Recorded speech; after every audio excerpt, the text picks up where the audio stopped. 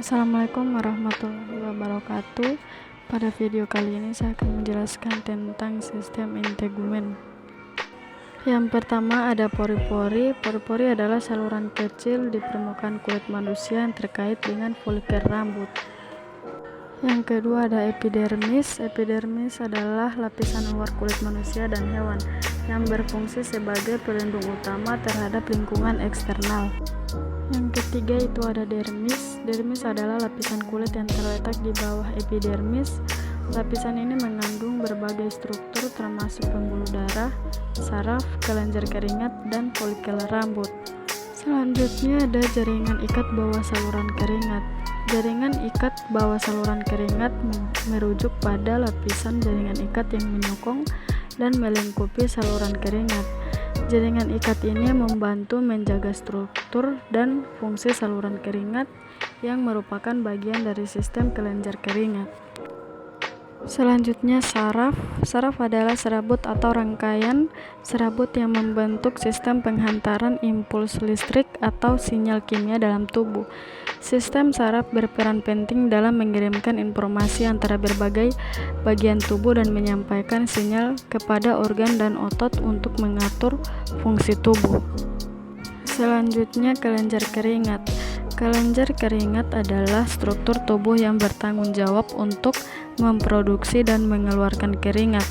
Keringat atau cairan yang dihasilkan oleh kelenjar keringat berperan dalam menjaga suhu tubuh melalui proses evaporasi. Selanjutnya itu ada rambut. Rambut adalah struktur filamen yang tumbuh di kulit kepala manusia dan hewan tertentu. Rambut terbentuk oleh sel-sel di dalam folikel rambut yang ada di lapisan kulit yang disebut dermis. Fungsi utama rambut melibatkan perlindungan kulit kepala, regulasi suhu tubuh, dan persepsi sensorik. Kelenjar sebasea. Kelenjar sebasea adalah kelenjar minyak yang terdapat di dalam kulit manusia dan hewan. Kelenjar ini menghasilkan sebum, yaitu minyak yang melumasi kulit dan rambut. Sebum membantu menjaga kelembapan kulit, melindungi dari kekeringan, dan memberikan lapisan pelindung pada rambut. Selanjutnya ada pembuluh darah. Pembuluh darah adalah saluran yang membawa darah melalui tubuh. Terdapat dua jenis utama pembuluh darah, arteri yang membawa darah dari jantung ke berbagai bagian tubuh, dan vena yang membawa darah kembali ke jantung. Selain itu, terdapat pembuluh kapiler yang merupakan saluran sangat kecil di antara arteri dan vena. Tempat pertukaran zat dan oksigen berlangsung antara darah dan jaringan tubuh. Dan yang terakhir adalah jaringan lemak.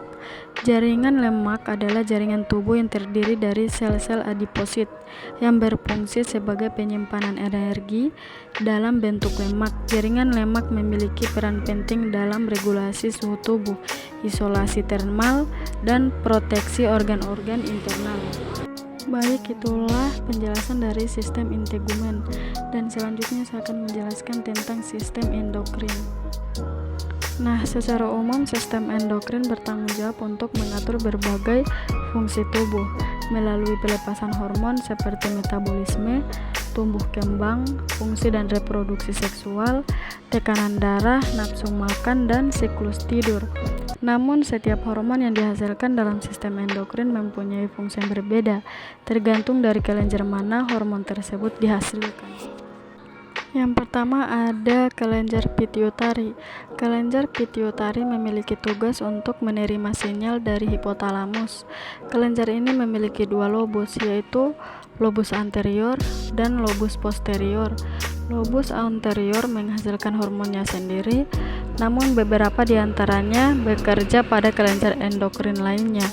Lobus posterior memiliki fungsi untuk mengeluarkan hormon yang dibuat oleh hipotalamus. Yang kedua ada kelenjar tiroid. Kelenjar yang terletak di bawah leher bagian depan ini menghasilkan hormon tiroid yang mengatur metabolisme tubuh. Hormon tiroid juga berperan dalam pertumbuhan dan perkembangan tulang otak dan sistem saraf pada anak-anak.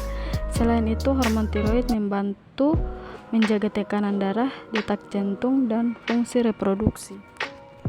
Selanjutnya adalah kelenjar paratiroid. Kelenjar paratiroid adalah dua pasang kelenjar kecil yang tertanam di setiap sisi permukaan kelenjar tiroid. Kelenjar kecil ini melepaskan hormon paratiroid yang berfungsi untuk mengatur kadar kalsium dalam darah dan metabolisme tulang. Selanjutnya kelenjar adrenal. Kelenjar berbentuk segitiga yang berada di atas setiap ginjal ini terdiri dari dua bagian. Pertama, bagian luar atau biasa disebut dengan korteks adrenal, dan bagian keduanya adalah medula adrenal yang terletak di bagian dalam. Bagian luar menghasilkan hormon yang disebut kortikosteroid yang mengatur metabolisme, fungsi seksual, sistem kekebalan, serta keseimbangan garam dan air dalam tubuh. Sementara bagian dalam atau medula adrenal menghasilkan hormon yang disebut katekolamin yang berfungsi untuk membantu tubuh mengatasi tekanan fisik dan emosional dengan meningkatkan denyut jantung dan tekanan darah. Selanjutnya adalah kelenjar pada pankreas. Pankreas bertanggung jawab untuk memproduksi insulin dan glukagon. Kedua hormon ini memiliki fungsi untuk membantu mengatur konsentrasi glukosa dalam darah. Nah, yang terakhir adalah kelenjar pada gonad. Kelenjar pada gonad dibedakan menjadi gonad pada wanita yang disebut ovarium dan gonad pada pria yang disebut testis.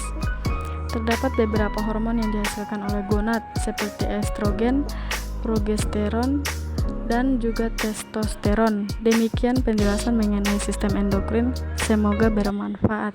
Assalamualaikum warahmatullahi wabarakatuh.